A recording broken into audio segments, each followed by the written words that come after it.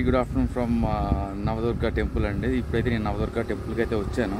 So ఇది మనం Shri Mangesh temple దగ్గర నుండి 6 కిలోమీటర్స్ డిస్టెన్స్లో అయితే మనకు నవదుర్గ టెంపుల్ అనేది ఉంది. సో ఇది మనకి మకాయి విలేజ్ దగ్గర ఈ టెంపుల్ అయితే నిర్మించడం అయితే జరిగిందండి.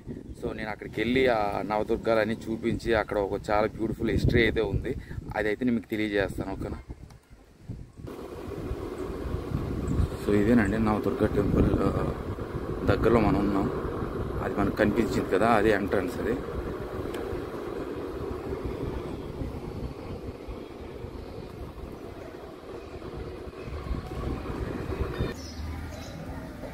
ఇదేనండి నవదుర్గ టెంపుల్ ఎంట్రన్స్. మనకి పళ్ళు కాయలన్నీ ఇక్కడ బయట దొరుకుతాయి. సో మీరు ఎవరైనా వచ్చేటప్పుడైతే డైరెక్ట్గా టెంపుల్కి అయితే వచ్చేసుకోవచ్చు.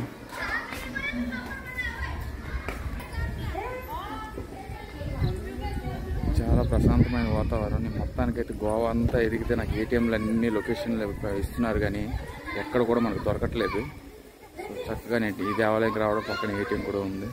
సో బ్యూటిఫుల్ అండి, ఆర్కిటెక్చర్ చాలా చాలా బాగుంది.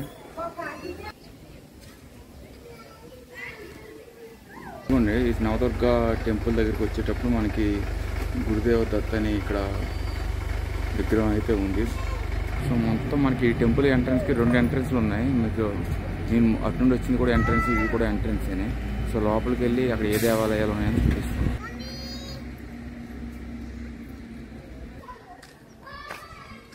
సో ఇది మనకి నవదుర్గ దేవత ఎంట్రన్స్ అండి. ఇక్కడ కనిపిస్తుంది కదా, ఆ మాతే మనకి నవదుర్గ మాత అంటారు. సో నేనైతే టెంపుల్ లోపలికి అయితే వచ్చానండి. ఇక్కడ రకరకాల స్తంభాలు అయితే ఉన్నాయి. మొత్తం 74 స్తంభాలు ఉన్నాయి. సో పైన అయితే మనకి సరస్వతీదేవి, గరుడ, నెక్స్ట్ ఆంజనేయుడు, రకరకాల పటాలు అయితే చిత్రీకరించబడి ఉన్నాయి గోడల మీద. చాలా బాగుందండి ఆ టెంపుల్. అతను కూడా మనకి చక్కగా, అంటే కొన్ని దేవాలయాలు పర్మిషన్ ఉంటుంది, కొన్ని దేవాలయాలు మనకి అలౌ చేయరు. సో దేవాలయం అంటే అద్భుతంగా ఉందండి. మీకు ఇది మంగేష్ టెంపుల్ దగ్గర నుండి 6 కిలోమీటర్స్ డిస్టెన్స్లో ఉంది టెంపుల్. సో ఎంట్రన్స్ కూడా అద్భుతంగా ఉంది. నేను ఇందాక బ్యూటిఫుల్ స్టోరీ టెంపుల్కి ఉందని ఎందుకన్నానంటే, ఇది ఒక బంగారం అతను గోల్డ్ స్మిత్ అంటారు కదా, అతనికి ఈ టెంపుల్ అథారిటీస్ వాళ్ళు ఈ నవదుర్గ టెంపుల్ని చిత్రీకరించమంటారు. సో అతను కళ్ళలోకి రాత్రి దేవత వచ్చి వాళ్ళ కూతుర మొహంతో అయితే ఈ దేవతని చిత్రీకరించమని ఆ దేవత చెప్తుంది. సో ఆ తల్లి మేరకు అతను వాళ్ళ కూతురు చిత్రాన్ని అయితే ఈ టెంపుల్కి చిత్రీకరించారు. చాలా బ్యూటిఫుల్ స్టోరీ అది. ఆ బ్రాహ్మణుడు ఎంతో అదృష్టవంతుడు. ధాన్యవజ్ఞ బ్రాహ్మణ్ కమ్యూనిటీకి చెందిన మక్కాయికి చెందిన వ్యక్తి అండి అతను. సో టెంపుల్ లోపల బ్యూటిఫుల్గా ఉంది.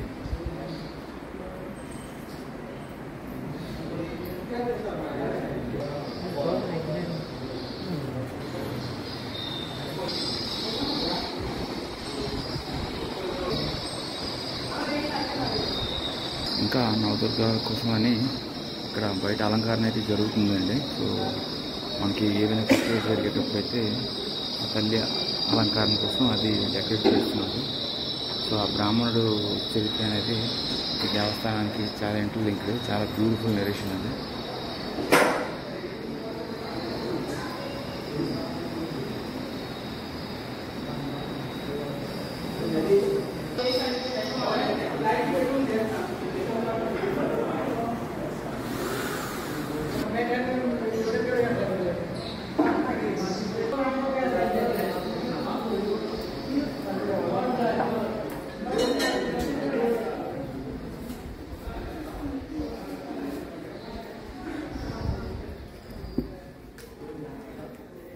సో ప్రాంతం చుట్టూ కూడా చాలా చాలా బాగుంది.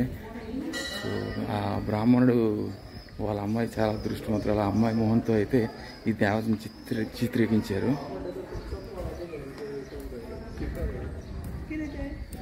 సో బయట ప్రాంగణం అంతా మనకి చక్కని చెట్లు, కొబ్బరి చెట్లు అన్నీ ఉన్నాయి, మామిడి చెట్లు ఇవన్నీ ఉన్నాయి.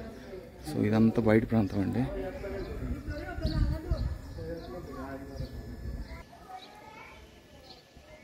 చాలా బ్యూటిఫుల్ ఇది.